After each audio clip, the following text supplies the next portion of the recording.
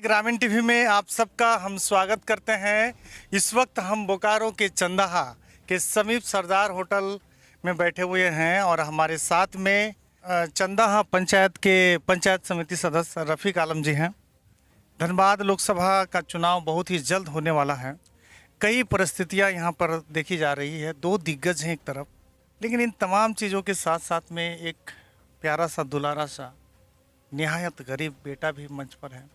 रफ़ीक जी बताइए, 4.5 लाख के आसपास मुसलमानों की आबादी धनबाद लोकसभा क्षेत्र में है। क्या मोटिव देख रहे हैं यहाँ के मुसलमानों? देखिए, आज के इस दौर में और बीती हुई कल का दौर में डिफरेंस है। पहले कोई बोलता था, फरमान जारी कर देता था, वोट उधरे चला जाता था। आज इस दौर में अपने आप को समझ रहे हैं। यानी तुगलकी फरमान नहीं चलेगा। नहीं चलेगा, तुगलकी फरमान ना चला है ना चलेगा। एक समय था कि हमारे दिल्ली के इमाम बुखारी साहब फरमान जारी कर देते थे तो उसके ठीक दूसरे ही के दिन पूरे दुनिया के मुसलमान ईद की नमाज अदा करते थे। लेकिन आज वो बिल्कुल ही खत्मा हो चुकी है। अब इसको लेकर के कोई इस तरह का कदम बढ़ाना चाहते हैं तो मैं उनको आगाह कर देना चाहता हूं कि हम उतने भी बेवकूफ़ नहीं हैं कि आप हमको बताइएगा कि ये कौवा है, ये कोयल है, तो हम हाँ बोलेंगे। ऐसा बात नहीं है। रह गया सवाल कि आज की इस जनता को अब समझाने की ज़रूरत नहीं है। जनता इतने समझदार है कि नेता को समझा देती है। बिल्कुल ठीक है ना। अब जनता को समझाने की कोई ज़रूरत नहीं है। जनता में इतनी क्षमता आ चुकी है कि नेता को सबक सिखा देता है। सीधा सीधा इशारा किसको करना चाहिए? इशारा करूं, इशारे को अगर समझो तो राज को राज रहने दो। बाईसी हमारा आज 80 साल का बहुत पुराना बाईसी मेरा चलते आ रहा है और ये दुआ ये करम है कुर्बान अली शाह बाबा हमारे झारखंड के शहंशाह का। आज 80 साल तक वो सिलेक्टेड हुआ करते थे। आज ये अभी जो चुनाव हुआ फिलहाल में ये इलेक्टेड चुनाव हुआ है और उस पर हमारा कुछ इस तरह का उस पर प्रतिबंधित किया गया है। कुछ इस तरह का बायलॉज बनाया गया है जो सिर्फ समाज की बात करे, समाज की गरीब बेटी की बात करे, समाज को उत्थान और विकसित कैसे किया जाए उसकी बात करे।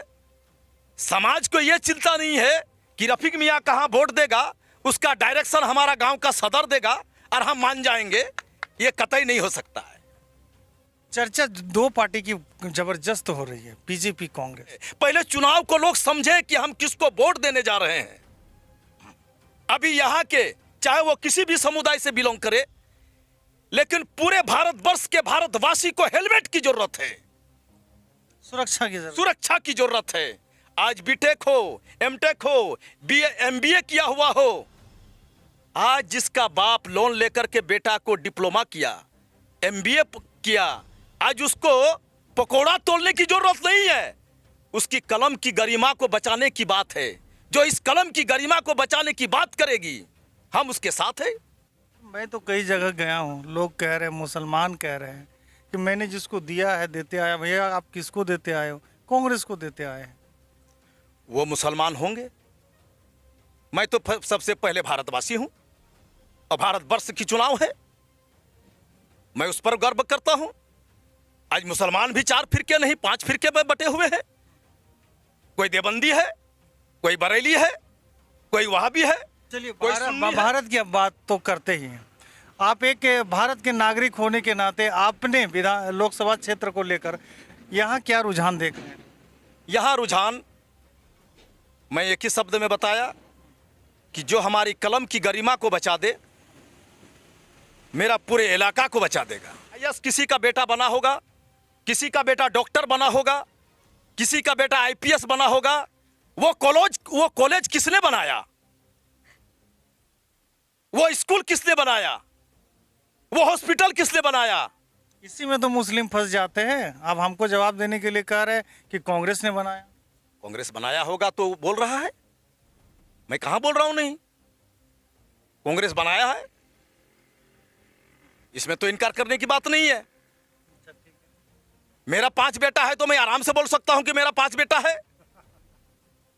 उसमें छुपाने की क्या बात है? आपने क्या बनवाए? आपने बीटेक, एमटेक, एमबीए, एमबीबीएस को पकोड़ा तोलने का हिदायत दिया। कलम का गरिमा को आपने नहीं समझा। आज कितने हमारे उस तरह का स्टूडेंट, उस तरह का पास किए हुए हमारे क्वालिफाइड बच्चे फांसी लगाने का भी काम किया। क्यों? ये फांसी का जिम्मेवार कौन? ये फांसी का जिम्मेवार कौन? इसलिए मैं बोल रहा हूं, चुनाव नीति और नियत को पहचानने की बात करती है। आपका इशारा कांग्रेस की तरफ तो नहीं है? मेरा इशारा अभी तक कुछ नहीं हुआ है। मैं ऐसे ही अंधकार में हूं। मैं एक ही शब्द में बोला कि इशारों को अगर समझो तो राज को राज रहने दो। नहीं राज रहने देंगे तो फांस हो जाएगा 25 तारीख को। आप एक समाज सेवी हैं, जीता हुआ प्रतिनिधि हैं, लोग क्या चर्चा कर रहे हैं? लोगों की चर्चा परिचर्चा हम अपना बेटा को पूछते हैं कि फलाना को वोट दो, बोले कि उसका अधिकार आपको नहीं है। मैं दूसरे को क्या बताऊं? लोग बहुत करीब से राजनीति, एक ही को तो खेती है किया लोगों ने। पति कहीं और वोट देता है, पत्नी कहीं और। बिल्कुल, सबका अपना देख। आप देख लीजिए, राजनीतिक को खेती बनाए हुए हैं। बड़े बड़े नेताओं की गरिमा को झांक के देखिए, राजनीतिक को एक खेती बनाया हुआ है। लेकिन किसान का बेटा भूख में मर रहा है। 5 किलो चावल मोदी जी दे रहे हैं, नहीं दिखाई दे? वो 5 किलो चावल ही तो विकलांगता का परिचय है। वो कैसे? सिर्फ मियाँ बीबी में झगड़ा है। 5 किलो चावल में तो वो तो कहीं और जाने का जरूरत ही नहीं है काम करने का। वो मरभत्ता और प्याज का भरता तो आराम से खा रहा है। फिर दूसरा बार देखता है 25 मरतबा तो चक्कर लगाता है जन वितरण दुकान का, कब आएगा चावल, क्या कि उसको काम करने का नहीं है, उसको तो कोढ़िया बना दिया।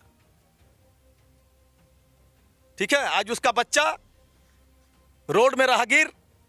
क्या लगता है कि 5 किलो चावल में एक परिवार का भरण पोषण हो जाता है? जो 5 किलो के लायक हैं वह 5 किलो चावल पर आज भी निर्भर है, कल भी रहेंगे।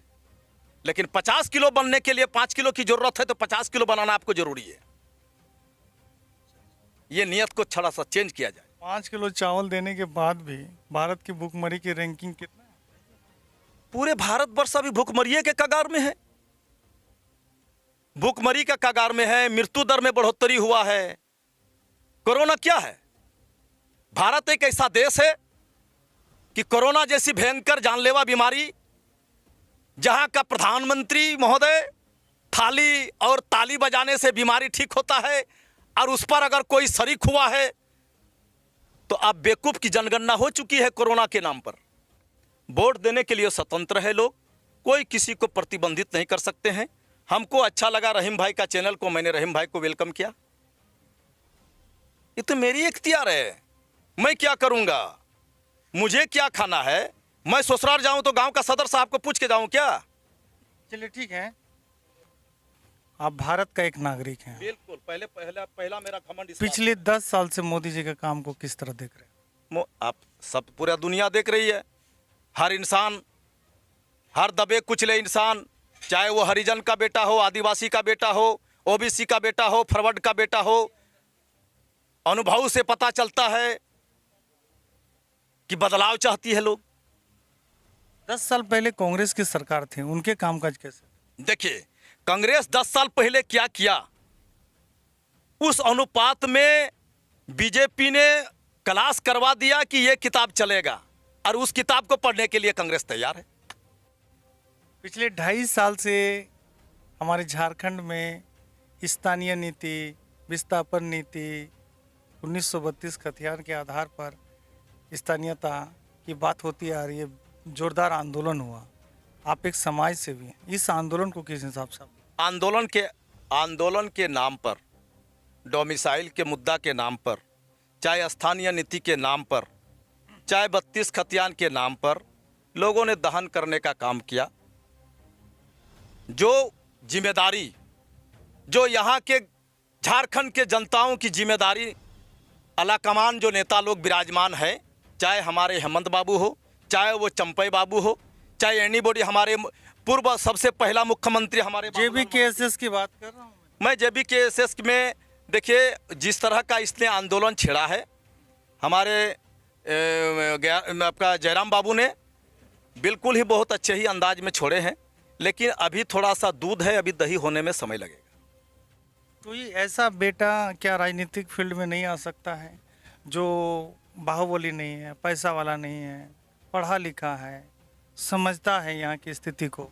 जब लोग बोलते हैं ना कि ईमानदार नेता होना चाहिए, मैं बोल रहा हूं, तो ईमानदार नेता की अगर खोज करे तो कोई मस्जिद का मौलवी को ले ले या मंदिर का पुजारी को ले ले वो तो लिया ही जाता या गुरुद्वारा का, क्या बोलते हैं जी आप लोग, गुरुद्वारा का, तो उन लोगों को ले ले, पाठ पढ़ने वाले को, जो 5 घंटा इबादत में मशगूल रहते हैं, उससे और सच्चाई कहाँ झलकता है? क्या उसको वोट करेंगे लोग? इस तरह के लोगों को ढूंढा जाता है। नहीं मिलता है। जिसका बाहुबली है, 50 गो राइफल आगे पीछे घूमता है, 20 गो केस है, 4 मर्तबा जेल आना जाना किया है, वैसे लोगों को वोट दिया जाता है। आप खतियानदारी हैं? मैं खतियानधारी हूँ 1908 का, मैं 32 का क्या बात कर रहे हैं? तो आप बांग्लादेशी हैं कि आईएसआई के एजेंट? मैं यहाँ का, जब यहाँ मैं यहाँ का 1908 का खतियान का कोई चुनौती दे दे, 1908 का खतियान का कोई दे दे, हम राजभवन निशिकांत दुबे जी को आप जान रहे हैं? कुछ को, निशिकांत दुबे जी, उससे हमको क्या मतलब है? अरे उन्हीं ने कहा तो भैया कि जो खतियान की बात करने वाले बांग्लादेशी हैं या आईएसआई के। देखिए, अभी मुस्लिम को कोई नहीं देखना चाह रहा है, ये साफ शब्द। खतियानधारी को कहा, मुस्लिम को नहीं तो कहा। खतियानधारी हमसे बड़का खतियानधारी है क्या? दिखावे 1908 का खतियानधारी। मैं खतियानधारी हूँ, खेवरधारी हूँ, 82 नंबर मौजा का मालिक। तो आप बांग्लादेशी हैं, एक्सेप्ट करिए। मैं क्यों बांग्लादेशी रहूंगा? मैं हिंदुस्तानी हूँ। जो बोल रहे हैं वो बांग्लादेशी है, जो बोल रहा है इस तरह का बात वो बांग्लादेशी है, वो रिफ्यूजी है। अबे चुनौती ले 1908 का खतियान का। प्रधानमंत्री के करीबी हैं, संसद भवन में पहला भाषण उसी से शुरू होता प्रधानमंत्री को जिताता कौन है? जनता शक्ति, महाशक्ति। जनता शक्ति के आगे कोई शक्ति नहीं होता है। है। तो जनता शक्ति महाशक्ति इस जुमलेबाज सरकार को उखाड़ फेंकने जा रही है क्या? जनता समझ चुकी है, मुंह पर हैंडी प्लास्ट है, 25 तारीख को खुल जाएगी। तो ये है रफीक जी, जो बड़ी बेबाक बोलते हैं। मैंने इसे कई बार फंसाने का प्रयास किया लेकिन फंसा नहीं पाया, क्योंकि ये रंजे मंजे खिलाड़ी हैं। और मैं समझना चाह रहा था कि आखिर जो ये मुस्लिम समाज क्या सोच रहा है, उसकी सोच किधर है, क्योंकि ये जनप्रतिनिधि हैं, लोगों से मिलते हैं, लोगों के सुख दुख के साथ खड़े होते हैं, अक्सर लोगों से बातचीत करते हैं, उसे समझते हैं। जो इंसान किसी के सुख दुख के साथ खड़े हो तो उनके विचार को भी वो समझ जाते हैं वक्त के साथ में। लेकिन इनकी बात से क्या स्पष्ट हो रही है आप लोग बताइएगा कमेंट करके। लेकिन और थोड़ा सा मैं बात कर लेता हूँ। भाई आपका घर कहाँ है? मेरा घर चंदा बूढ़ी बिनोर। क्या सोच रहे हैं, किधर आप लोग सोच रहे हैं? अभी तो नहीं सोचे हैं, लेकिन सोचेंगे, अभी टाइम है 25 तारीख को वोट। नहीं, आप लोग तो वोट देते आए हैं कांग्रेस को, तो नहीं दीजिएगा इस बार? अभी कन्फर्म नहीं बोल सकते। देखिए भैया जी, आपका नाम क्या हुआ? मेरा नाम मोहम्मद तौहीद अंसारी। अरे सब अंसारी भाई लोग हैं भाई, वीडियो को अच्छा से देखिएगा। क्या सोच रहे हैं अंसारी भाई लोग, क्या सोच रहे हैं? हम लोग इस बार जो है ना मतलब बदलाव चाह रहे हैं।